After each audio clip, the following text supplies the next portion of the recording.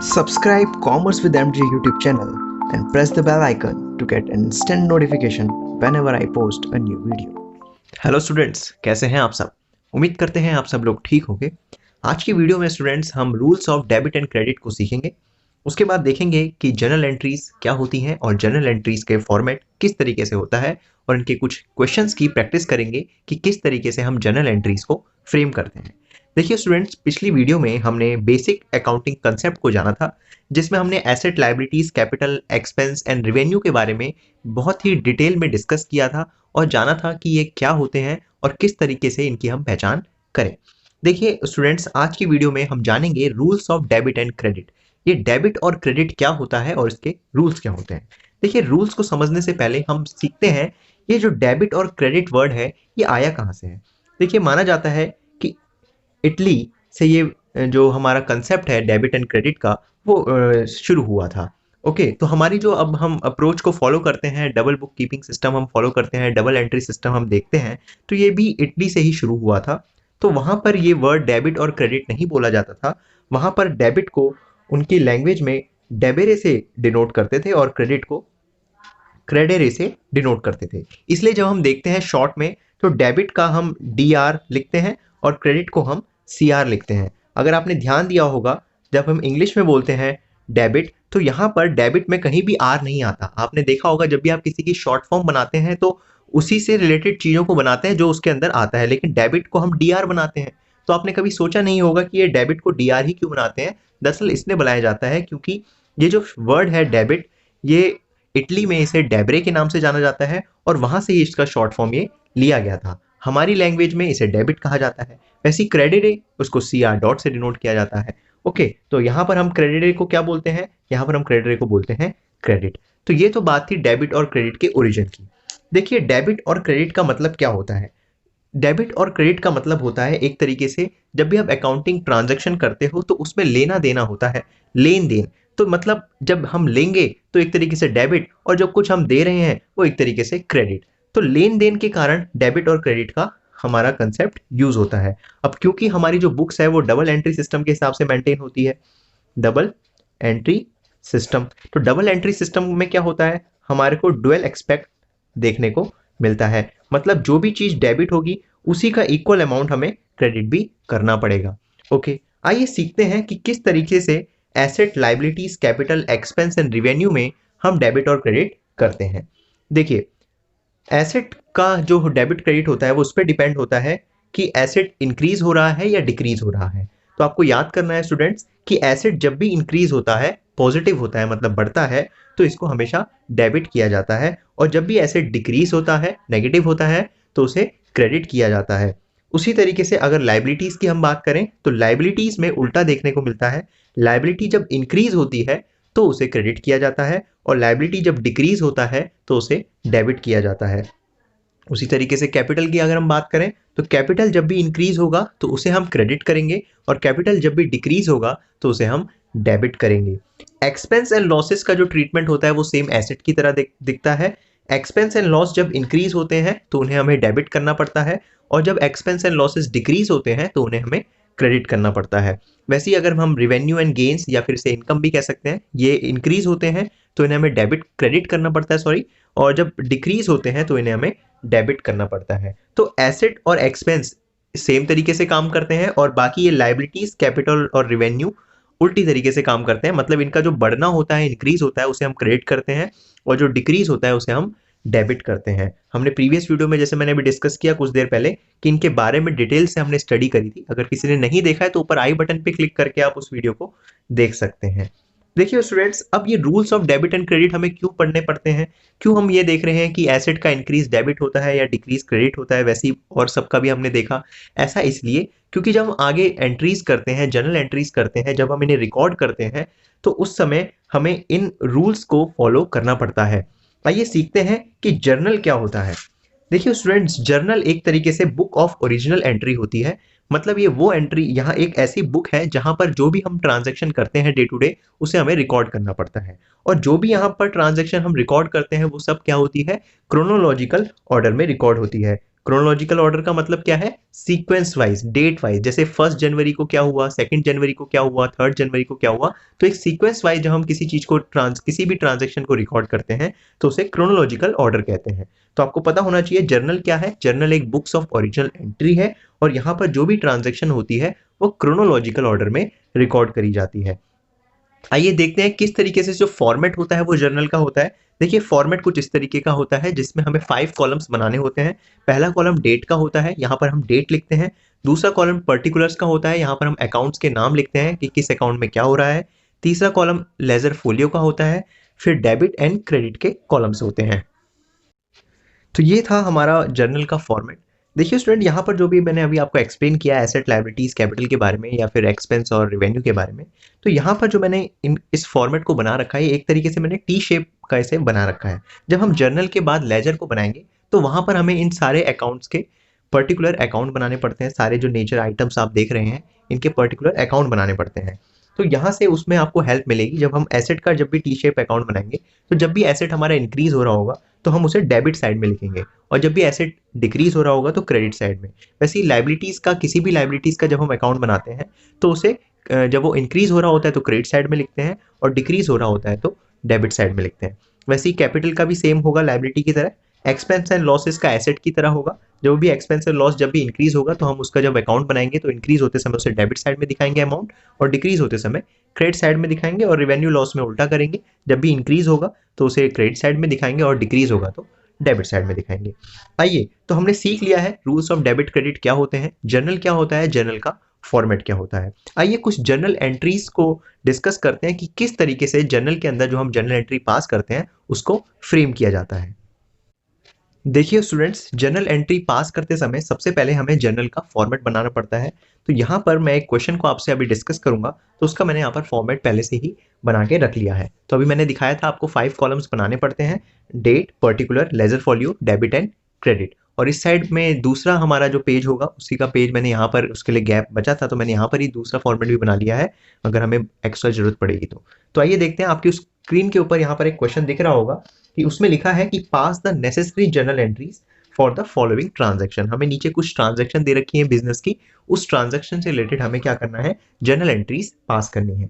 देखिए जो डेट है ये 2020 की डेट है। अप्रैल 1 को क्या ट्रांजैक्शन हुई है बिजनेस में कि business started with cash that is 60,000। देखिए ये कॉमन ट्रांजैक्शन है, हर जो भी आप क्वेश्चन करेंगे सबसे पहले आपको ज्यादातर क्वेश्चन में यही ट्रांजैक्शन को देखने को मिलेगी। यहाँ पर क्या हुआ है, 1 अप्रैल को बिजनेस शुरू किया गया है कैश के साथ। तो इसके हम क्या जर्नल एंट्री करेंगे।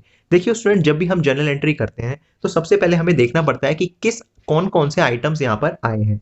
जैसे यहाँ पर बिजनेस स्टार्ट किया गया है, ओके, जो बिजनेस स्टार्ट करेगा प्रोप्राइटर जो होगा वो कैश लाएगा बिजनेस में। ओके, तो इससे क्या होगा, जो कंपनी होगी, बिजनेस होगा, उसका क्या बढ़ेगा, कैश बढ़ेगा। और साथ साथ जो प्रोप्राइटर पैसा ला रहा है, जब कैश बढ़ेगा तो अकाउंट्स पूछेगा ये कैश कैसे आया, तो ये हम क्या बोलेगा अकाउंट्स, ये पैसा किसका है, ये पैसा प्रोप्राइटर का है। तो प्रोप्राइटर का जो पैसा होता है जब वो बिजनेस में लाता है तो उससे उसकी कैपिटल भी बढ़ती है। तो यहाँ पर 2 आइटम्स हमें रिकॉर्ड करने पड़ेंगे, एक कैश और एक कैपिटल। तो देखते हैं इसकी क्या जर्नल एंट्री होगी। देखिए जब भी आप जर्नल एंट्री पास करेंगे तो सबसे पहले आप डेट के नीचे आप डेट लिखेंगे। तो जैसे यहाँ पर ये 2020 की ट्रांजैक्शन है तो मैंने 2020 लिख दिया है।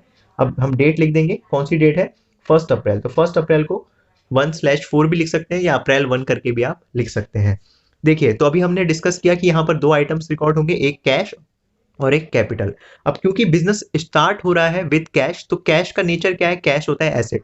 तो एसेट आपका बिजनेस में आया है और अभी हमने देखा था जब एसेट आता है मतलब इंक्रीज होता है तो हमें क्या करना होता है, डेबिट। तो कैश के अकाउंट को हम क्या करेंगे, कैश के अकाउंट को हम क्या करेंगे, कैश के अकाउंट को हम करेंगे डेबिट। ओके, वैसे ही अब जो भी हम डेबिट करते हैं उसका हमें क्रेडिट भी करना पड़ता है। तो क्रेडिट कौन से अकाउंट को करेंगे, क्रेडिट हम करेंगे कैपिटल अकाउंट को।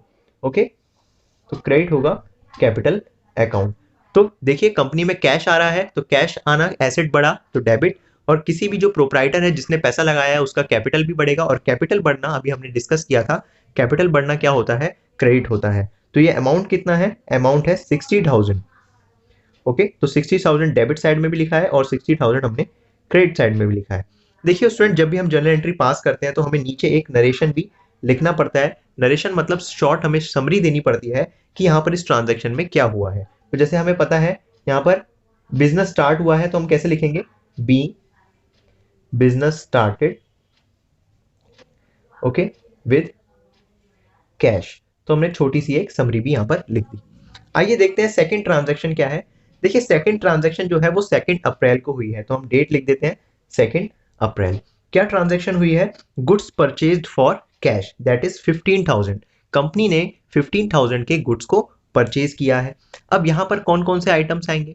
देखिए कंपनी ने गुड्स परचेज किया है, जब भी गुड्स कभी कंपनी लाती है तो उसके लिए हमें परचेज अकाउंट बनाना पड़ता है, और क्योंकि कैश में करा है तो एक कैश अकाउंट भी बनेगा। अब देखिए कंपनी ने परचेज किया है, परचेज करना कंपनी के लिए क्या होगा? एक्सपेंस होगा, और एक्सपेंस जब भी बढ़ता है तो हम क्या करते हैं?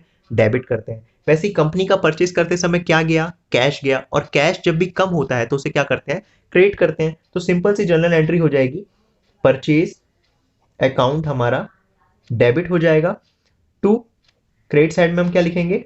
To cash. ध्यान रखना स्टूडेंट्स, जब भी हम क्रेडिट साइड में लिखते हैं तो यहाँ पर टू का यूज करके हम क्रेडिट साइड में ट्रांजैक्शन को डालते हैं। ओके, तो इसमें जो अमाउंट आएगा वो हमारा है 15,000। तो सिंपल सी जनरल एंट्री थी इसकी, purchase account debit to cash. तो जब भी आपके उसमें एंट्री दे रखी होगी कि आपने परचेज किया है, कैश देकर परचेज किया है, तो आप ये जनरल एंट्री कर देंगे, purchase account debit to cash. और इसके हम नीचे नरेशन भी लिख सकते हैं कि नरेशन क्या लिखेंगे हम? Short form, being goods purchased in cash. Okay, short form ने लिख दी। आइए देखते हैं इसके बाद जो ट्रांजैक्शन हुई है वो हुई है 3 अप्रैल को। 3 अप्रैल को क्या ट्रांजैक्शन हुई है? Goods purchase from Pankaj on credit that is 18,000। देखिए अब यहां पर जो गुड्स हमने परचेज करे हैं वो पंकज से परचेज करे हैं क्रेडिट में। तो देखिए अब हमें कौन कौन से नेचर के यहाँ पर डालने पड़ेंगे। देखिए पहला तो हमें परचेज करे हैं हमने गुड्स, तो परचेज अकाउंट तो आएगा, तो एक्सपेंस बढ़ेगा तो हम उसे डेबिट करेंगे, तो परचेज अकाउंट तो डेबिट होगा। अब यहां पर हमने जो गुड्स परचेज करे हैं उसको कैश नहीं दिया, तो कैश अकाउंट यहां पर हम क्रेडिट नहीं करेंगे।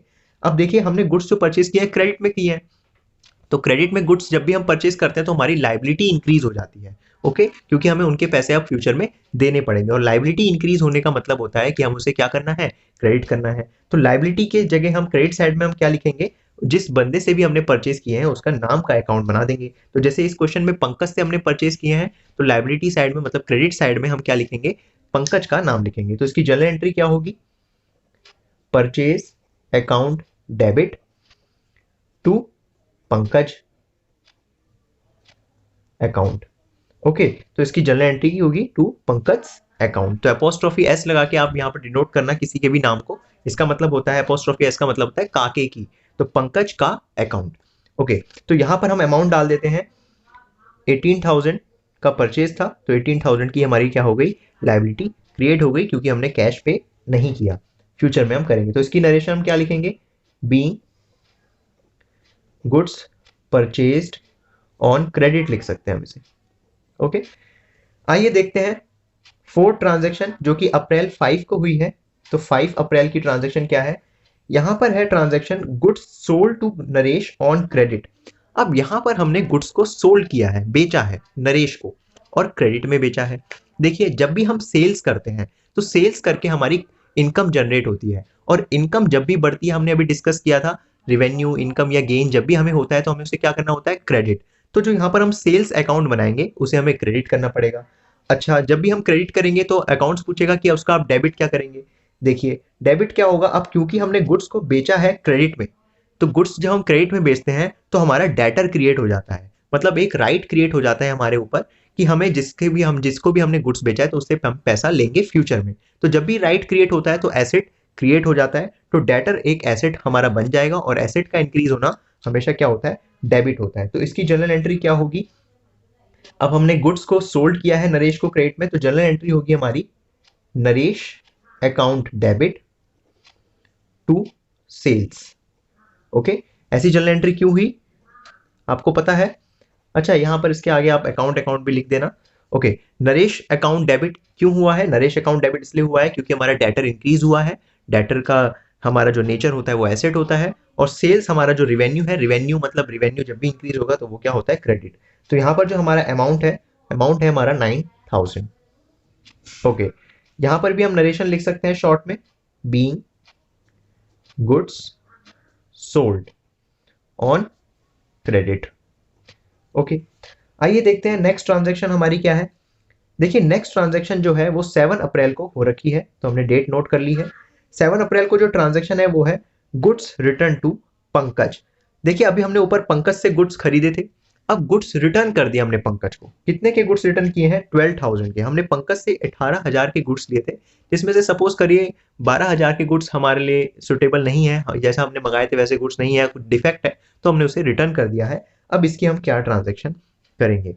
तो देखिए इसको हम बोलेंगे ये परचेज रिटर्न हो गया एक तरीके से। जब भी हम परचेज किए गुड्स को रिटर्न कर देते हैं तो उस समय हमें परचेज रिटर्न का अकाउंट बनाना पड़ता है। ओके, तो इस केस में हम क्या करेंगे, हमारी जो लाइबिलिटी थी पंकज को पे करने की 18,000, उसमें से 12,000 की अब लाइबिलिटी हमारी कम हो जाएगी। तो हम जो जर्नल एंट्री करेंगे वो कुछ इस तरीके से होगी, Pankaj account debit to purchase return, to purchase return. Okay, तो 12,000 की हमारी जो लाइबिलिटी होगी वो कम हो जाएगी, और लाइबिलिटी जब भी कम होती है तो उसको हम क्या करते हैं, डेबिट करते हैं। और परचेज रिटर्न को हमेशा क्या किया जाता है, क्रेडिट किया जाता है। ओके, जब परचेज एक्सपेंस बढ़ता है तो हम क्या करते हैं, डेबिट, और जब एक्सपेंस कम हो जाएगा तो हम उसे क्या करेंगे, क्रेडिट कर देंगे। तो आइए देखते हैं कितना अमाउंट है, 12,000 है। ओके, 12,000। तो परचेज किए गुड्स को जब रिटर्न करते हैं तो उस समय जो परचेज पंकज जो लाइबिलिटी बनी होती है वो लाइबिलिटी कम हो जाती है, और परचेज रिटर्न हमारा क्रेडिट साइड में आ जाता है। तो आइए इसकी हम देखते हैं नरेशन क्या लिखेंगे। इसकी नरेशन हम लिखेंगे बी गुड्स रिटर्न। ओके, आइए देखते हैं इसके बाद क्या ट्रांजैक्शन है हमारे पास। इसके बाद जो ट्रांजैक्शन है वो दे रखी है गुड्स रिटर्न बाय नरेश। ये ट्रांजैक्शन है हमारी 9 अप्रैल की। अब हमने देखा, अभी हमने देखा था कि नरेश को हमने गुड्स सोल्ड किए थे 9,000 के। अब इस नरेश ने जो हमारे बेचे गए गुड्स थे उसमें से 1,400 के गुड्स को क्या कर दिया है, रिटर्न कर दिया है, हमें वापस कर दिया है, उसको पसंद नहीं आए होंगे। तो इसमें क्या जर्नल एंट्री करेंगे? देखिए जो नरेश डेबिट हुआ था, जब वो गुड्स वापस कर देगा तो जो डेबिट हुआ था वो क्या हो जाएगा, क्रेडिट हो जाएगा। तो नरेश के जो अकाउंट हमने बनाया था उसको पहले तो क्रेडिट कर देंगे, और यहां पर जो हमने सेल्स किया था उसका क्या हो गया, सेल्स रिटर्न हो गया। तो सेल्स रिटर्न को हम क्या कर देंगे, डेबिट कर देंगे, सेल्स रिटर्न अकाउंट डेबिट। तो ध्यान रखना है जब भी हम किसी डेटर को गुड्स बेचते हैं तो उस समय जर्नल एंट्री क्या होती है, उस डेटर का नाम टू सेल्स। वैसे ही अगर वो सेल्स किया हुआ गुड्स को वापस कर देगा तो उस समय जर्नल एंट्री क्या होगी, उस डेटर जो हमने डेटर क्रिएट किया था वो डेटर कम हो जाएगा, एसेट कम हो जाएगा तो हम क्रेडिट करेंगे, और सेल्स रिटर्न हमारा डेबिट हो जाएगा। ओके, तो सेल्स रिटर्न एक तरीके से हमारे लिए क्या होता है, हमारी इनकम कम कर देता है, और इनकम कम होगी तो हमारे लिए डेबिट हो जाएगी। ओके, तो कितना अमाउंट है यहाँ पर, 1400 का है, ये 1400 का है। आइए देखते हैं नेक्स्ट ट्रांजैक्शन क्या है। नेक्स्ट ट्रांजैक्शन है हमारी जिसमें लिखा है हमारा कैश पेड टू अजय। देखिए ये 10 अप्रैल की ट्रांजैक्शन है, हमने अजय को कैश पे किया है 6,000 का। ओके, तो हम किसी भी पर्सन को अगर कैश पे करते हैं तो क्या ट्रांजैक्शन होगी? देखिए अजय को हमने कैश पे किया है, तो हम किसी को अगर कैश पे कर रहे हैं मतलब वो हमारी लाइबिलिटी थी, हमारा क्रेडिटर था, ठीक है। किसी बंदे को भी हम पैसे दे रहे हैं तो हमारे लिए वो क्या था, एक तरीके से लाइबिलिटी थी उस बंदे को पैसे देना। तो पैसे देके उस बंदे की लाइबिलिटी हमारे लिए कम हो जाएगी, तो लाइबिलिटी कम हो जाएगी तो हम उस बंदे को क्या कर देंगे, डेबिट कर देंगे।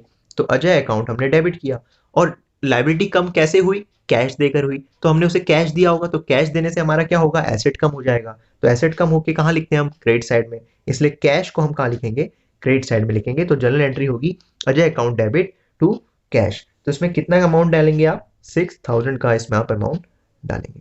देखिए इसके बाद आप नरेशन तो लिख सकते हैं, मैंने यहाँ पर नरेशन नहीं लिखी है, आपको पता ही है क्या नरेशन लिखना है यहाँ पर। जैसे सेल्स रिटर्न वाले में आप क्या नरेशन लिख देंगे, being goods return from Naresh, वैसे यहाँ पर आप क्या नरेशन लिख देंगे। ओके, आपको हर जर्नल एंट्री के बाद नरेशन लिखनी होती है, तो यहाँ पर भी आप नरेशन लिख सकते हैं। जैसे यहाँ पर हमें अजय को पैसे दे दिए हैं तो हम जर्नल एंट्री में नरेशन क्या लिखेंगे, हम लिखेंगे being cash paid to Ajay. Okay, तो देखिए हमने यहाँ तक तो ट्रांजेक्शन कर लिए हैं, 7 ट्रांजेक्शन हमने खत्म कर लिए हैं।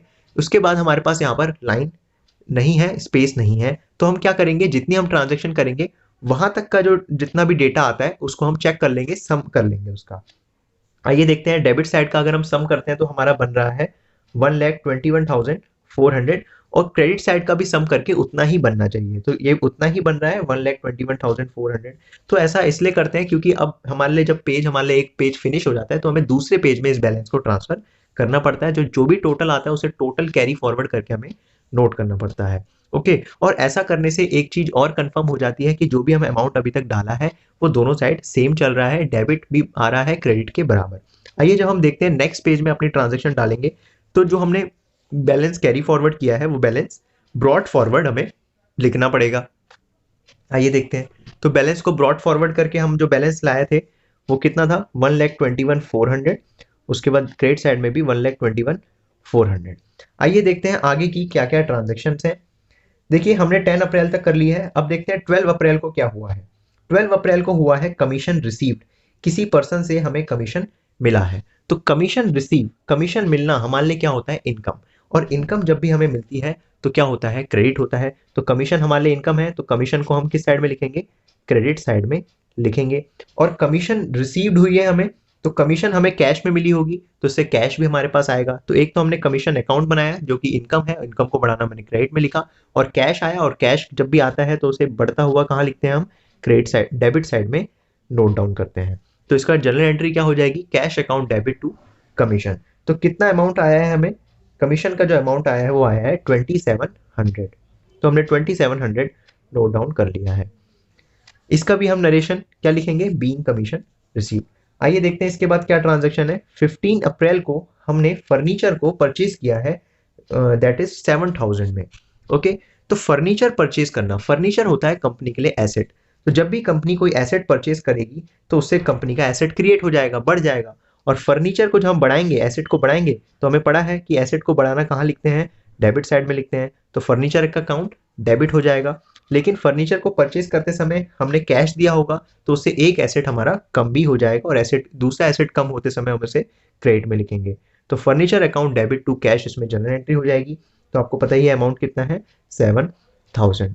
ओके तो किसी भी एसेट को जब हम परचेज करेंगे कैश में तो यही जनरल एंट्री हमें करनी है, उस एसेट का नाम डेबिट टू कैश। ओके तो कैश तभी यूज करना है जब तक आपको क्वेश्चन ये ना बोले कि आपने क्रेडिट में परचेज किया है। जैसे क्वेश्चन में हमें खाली बोला था फर्नीचर परचेज, तो हम यही मानेंगे कि हमने कैश में ही परचेज किया है। आइए देखते हैं 16 अप्रैल की ट्रांजैक्शन। 16 अप्रैल को हमने क्या करा है, रेंट पे किया है अमित को। अब यहां पर हमने अमित को रेंट पे किया है। रेंट क्या होता है कंपनी के लिए, रेंट कंपनी के लिए होता है एक्सपेंस। तो जब भी हम एक्सपेंस को बियर आउट करेंगे तो एक्सपेंस का बढ़ना कंपनी के लिए क्या हो, एक्सपेंस का बढ़ना क्या होता है, एक्सपेंस का बढ़ना डेबिट होता है। तो हम रेंट अकाउंट जब बनाएंगे जो कि एक्सपेंस है तो उसको डेबिट साइड में शो करेंगे। और एक्सपेंस हम कैसे पे करेंगे, कैश में पे करेंगे। ठीक है तो एक्सपेंस जाते समय कैश हमारा कम हो जाएगा, और कैश जब कम होगा, एसेट कम होगा तो क्रेडिट कर देंगे। तो इसका अमाउंट जो है हमारा कितना अमाउंट है, 5000 है। ओके तो 5000 का डेबिट, 5000 का क्रेडिट। तो इसकी भी आप नरेशन लिख सकते हैं, being rent paid in cash. आइए देखते हैं इसके बाद क्या ट्रांजैक्शन है। इसके बाद है 19 अप्रैल को हमने गुड्स सोल्ड किए हैं सुमित को कैश में। गुड्स हमने सोल्ड किए हैं सुमित को कैश में। अब देखिए यहाँ पर क्वेश्चन ने आपको पहले से ही स्पेसिफाई कर दिया है कि आपने एक बंदा सुमित है उसको कैश में बेचा है सामान। तो जब भी हम सेल्स करते हैं, हमने पढ़ा था सेल्स करते समय हमारा जो सेल्स अकाउंट होता है वो हमेशा क्रेडिट साइड में आता है। तो हम क्रेडिट साइड में तो टू सेल्स लिख देंगे, और सेल्स करते समय हमें क्या मिला, कैश मिला है। अगर वो ऐसा नहीं लिखता, कैश नहीं लिखता, तो हम मानते कि वो क्रेडिट में सेल किया है और सुमित का नाम हम डेटर के नाम से बना देते हैं। लेकिन यहाँ पर उन्होंने बोला है कि हमें कैश मिला है, तो कैश मिला है तो हम कैश अकाउंट को क्या कर देंगे, डेबिट कर देंगे। ओके तो कितना अमाउंट है, 6000 का अमाउंट है। तो आपको ध्यान रखना है सेल्स करते समय सेल्स हमेशा क्रेडिट होती है, वैसे परचेज करते समय परचेज हमेशा डेबिट होती है। वैसे अगर इसका उल्टा सेल्स किया हुआ सेल्स रिटर्न आ गया तो वो डेबिट होगा, और परचेज किया हुआ परचेज रिटर्न आ गया तो वो क्रेडिट होगा। आइए देखते हैं इसके बाद की क्या ट्रांजैक्शन है। इसके बाद लिखा है कैश सेल्स। 24 अप्रैल को भी हमने क्या किया है, कैश सेल्स। तो सेम ही ट्रांजैक्शन हो जाएगी कैश सेल्स के समय। तो कैश अकाउंट हमारा क्या हो जाएगा, डेबिट हो जाएगा टू सेल्स। और कितना अमाउंट है यहाँ पर, अमाउंट है हमारा 7000, तो हम 7000 लिख देंगे। उसके बाद हमारा 30 अप्रैल को आइए देखते हैं कि 30 अप्रैल को क्या ट्रांजैक्शन हो रखी है। 30 अप्रैल को लिखा है कि cash received from Naresh on account. हमने नरेश से हमें कैश रिसीव हो चुका है हमारे अकाउंट में, दैट इज 5000 का कैश नरेश से हमें मिला है। तो जिससे भी हमें कैश मिलेगा तो सबसे पहले तो कैश आ गया, तो कैश हमारे पास आया, तो कैश आया तो मतलब हमारा कैश अकाउंट डेबिट हो जाएगा। और किससे आया है, नरेश से आया है। नरेश कौन था, हमारा डेटर था। तो डेटर से जब पेमेंट आ जाती है तो डेटर हमें खत्म करना पड़ता है। तो हमने एसेट को जब एसेट जब बना था तो हमने डेबिट किया था, तो एसेट जब खत्म हो जाएगा तो हम उसे क्या करेंगे, क्रेडिट करेंगे। तो टू नरेश। ओके, तो नरेश से पैसा आ गया। कितना पैसा आया है, 5000 का अमाउंट आया है। तो उसकी भी आप नरेशन लिख सकते हैं, being cash received from Naresh. आइए देखते हैं जो लास्ट हमारी ट्रांजेक्शन है उसमें क्या लिखा है। अप्रैल 30 की भी ये ट्रांजेक्शन है सेम। तो इसमें लिखा है सैलरी पेड। अब हमने यहाँ पर क्या करा है, बिजनेस ने सैलरी पे करी है, दैट इज 10,000 की। देखिए सैलरी पे करना भी, सैलरी क्या होता है, कंपनी के लिए एक्सपेंस होता है। तो एक्सपेंस का मैंने अभी बताया था, जैसे रेंट पे करे हमने, क्या एंट्री करी थी, रेंट टू कैश। तो सैलरी भी एक एक्सपेंस है, तो इसकी भी जनरल एंट्री क्या होगी, salary account debit to cash account. Okay, तो कितना अमाउंट है यहाँ पर, अमाउंट है 10,000। तो इस तरीके से हमने जनरल एंट्री कर दी है इस एक्सपेंस की भी। तो आई होप आपको यहाँ तक क्लियर हो गया होगा कि किस तरीके से हमने जनरल एंट्री करी है। लास्ट में क्या करेंगे, हम यहाँ पर का भी टैली कर देंगे, टोटल करेंगे। तो डेबिट साइड का जब हम टोटल करेंगे तो 1,64,100 आएगा, और क्रेडिट साइड का भी टोटल करके 1,64,100 आएगा। तो इस समय इससे हमें ये वो मिल जाएगा कि हमने जो भी ट्रांजेक्शन डाली है, अमाउंट डाले हैं, वो सही डाल रखे हैं। आइए सीखते हैं कि हमने क्या देखा। देखिए हमने यहाँ पर जनरल एंट्री करना देखा, आपने देखा कि किस किस आइटम्स की, किस किस ट्रांजैक्शन की, किस किस तरह से जनरल एंट्री हुआ करती है। ओके, जब भी इंट्रोड्यूस होता है कैश बिजनेस में आता है तो कैश टू कैपिटल होता है। वैसे जब हम गुड्स को परचेज करते हैं तो purchase account debit to cash होता है। गुड्स को क्रेडिट में परचेज करते हैं तो परचेज अकाउंट तो डेबिट होगा ही, लेकिन उससे हमारा क्या होता है, लाइबिलिटी क्रिएट हो जाती है। तो हम लाइबिलिटी का नाम, जो भी क्रेडिटर का नाम है, उसको यहाँ पर लिख देते हैं। वैसे सेल्स करते समय हम क्या जनरल एंट्री करते हैं, सेल्स को हमेशा क्रेडिट साइड में डालते हैं और ऊपर उसका नाम लिखते हैं जिससे हमने परचेज, जिसको हमने बेचा है, ठीक है, डेटर का नाम। वैसे ही परचेज रिटर्न का भी हमने देखा और बहुत सारी ट्रांजेक्शन को हमने सीखा। आई होप आपको जनरल एंट्री किस तरीके से करी जाती है क्लियर हो गया होगा। आगे की आने वाली क्लासेस में हम और जनरल एंट्रीज की प्रैक्टिस करेंगे और डिफिकल्ट लेवल के भी क्वेश्चंस को हम ट्राई करेंगे। तो आई होप आपको ये वीडियो क्लियर हो गई होगी, कोई डाउट नहीं रहा होगा। अगर कोई भी डाउट है तो नीचे कमेंट करिए और बताइए कि आपको वीडियो कैसी लगी। कोई भी सुझाव है तो जरूर कमेंट बॉक्स में लिखिए। तब तक के लिए गुड बाय, टेक केयर।